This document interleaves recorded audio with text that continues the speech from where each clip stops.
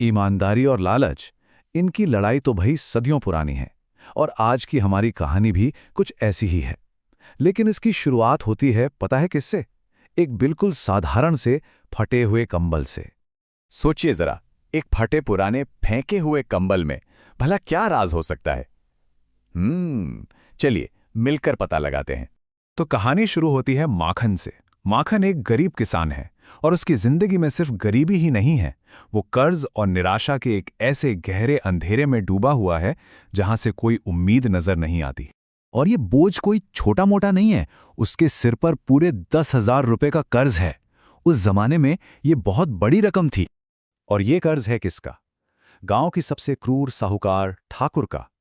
और ठाकुर की धमकी वो तो बिल्कुल साफ है, सुन मेरा पैसा कोई खैरात में नहीं बढ़ता, 2 दिन के अंदर मेरे पैसे लेकर आ, वरना तेरी जमीन मेरी हो जाएगी।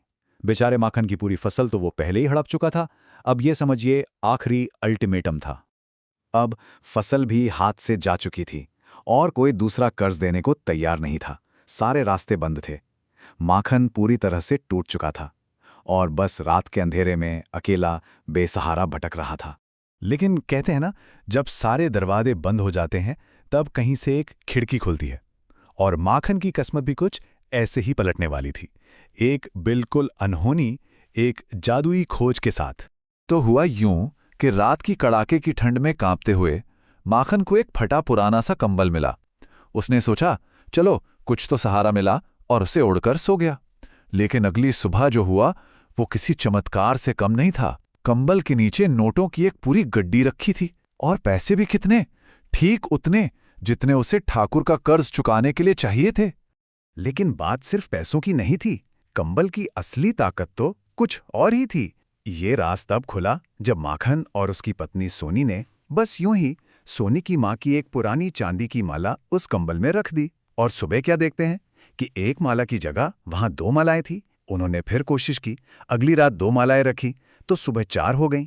अब उन्हें समझ आ गया था। तो माखन को ये साफ हो गया था कि ये कोई मामूली कंबल नहीं है, ये तो एक चमत्कारी कंबल है। एक ऐसा कंबल जो किसी भी चीज को रातों रात दोगुना कर सकता है। पर इसकी एक बहुत बड़ी शर्त थी, इसका जादू तभी काम करेगा जब इसका मालिक ईमानदार हो। और फिर एक रात तो कमाल ही हो गया, कंबल खुद बोल पड़ा। उसकी आवाज हवा में गूंजने लगी, मैं कोई मामूली कंबल नहीं हूं, मैं तुम्हें सब कुछ दे सकता हूं, लेकिन मेरी एक ही शर्त है, ये जादू तब तक ही चलेगा जब तक इंसान सच्चा और ईमानदार रहेगा। बस फिर क्या था, माखन की तो जिंदगी ही बदल गई। लेकिन ये जो कंबल का राज था ना, ये सिर्फ एक वरदान नहीं बल्कि एक बहुत खतरनाक बोझ भी था। पर माखन ने अपनी ईमानदारी को कायम रखा। उसने जो भी दौलत कमाई उसे अच्छे कामों में लगाया, अपनी खेती को बढ़ाया, लेकिन हमेशा जमीन से जुड़ा रहा, विनम्र और मेहनती। जब भी किसी पड़ोसी को जरूरत पड़ती वो सबसे पहले मदद के लिए पहुंचता। यहां तक कि उसने एक गरीब किसान की जमीन भी बहुत अच्छी कीमत देकर खरीदी ताकि उस बेचारे का भला हो सके। मतलब उसने कंबल के भरोसे को टूटने नहीं दिया। लेकिन कहते हैं ना कि कभी कभी नेक इरादे भी भारी पड़ जाते हैं। ऐसा ही कुछ हुआ सोनी के साथ। एक दिन अपनी एक दोस्त की मदद करने के लिए उसका दिल पसीज गया और बस उसी दया के एक पल में सोनी से एक बहुत बड़ी गलती हो गई। उसने कंबल का वो राज अपनी दोस्त को बता दिया। और फिर क्या हुआ? उस दोस्त ने, जिसका नाम छतरी था, जरा भी देर नहीं की। उसने जाकर वो राज सीधा लालची ठाकुर को बेच दिया। बस यहीं से कहानी ने एक ऐसा मोड़ लिया जिसकी किसी ने कल्पना भी नहीं की थी। तो अब खेल में आ चुका था लालच का सबसे बड़ा खिलाड़ी ठाकुर। और जैसे ही उसे कंबल का राज पता चला, समझिए लालच की आग भड़क उठी। वो भला चुप कैसे बैठता? तो उसी रात हो गई चोरी। ठाकुर के आदमी आए और माखन के घर में जितने भी कंबल थे सबके सब उठाकर ले गए। अब ठाकुर अपने महल में उन सारे कंबलों के ढेर को देख रहा था। तभी उसकी नजर उस असली फटे पुराने जादुई कंबल पर पड़ी। उसे देखकर ठाकुर ने मुंह बनाया और चिल्लाया, अरे इस गंदी फटी हुई चीज को मेरे सामने से हटाओ। और उसने उस कंबल को नफरत से एक कोने में फेंक दिया। और बस यही उसकी जिंदगी की सबसे बड़ी भूल साबित हुई। और फिर अचानक उस कंबल में आग लग गई।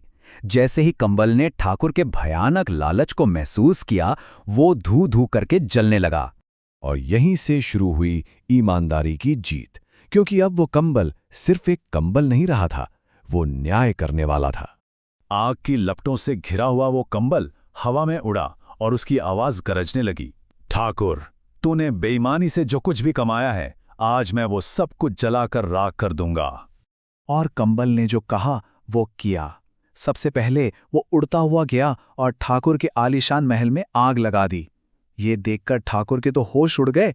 वो डर के मारे घुटनों पर गिर गया और माफी मांगने लगा।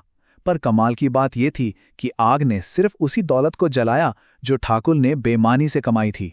और इस सबक के बाद ठाकुर ने हमेशा के लिए एक अच्छा इंसान बनने की कसम खाई। और हाँ, उसने अपना वादा निभाया भी। ठाकुर ने गांव वालों की सारी जमीनें लौटा दी, सबके कर्ज माफ कर दिए। और जैसे ही ये हुआ, कंबल का काम भी पूरा हो गया। वो आसमान में उड़ा और फिर कभी नजर नहीं आया। तो ये कहानी हमें दिखाती है कि ईमानदारी में कितनी ताकत होती है। पर जाते जाते ये एक सवाल भी छोड़ जाती है कि अगर कभी किसी को वो जादुई कंबल मिल जाए तो क्या वो सिर्फ पैसे और दौलत ही दोगुना करना चाहेगा, या कुछ और भी है जिसे दोगुना किया जाना चाहिए? सोचने वाली बात है ना?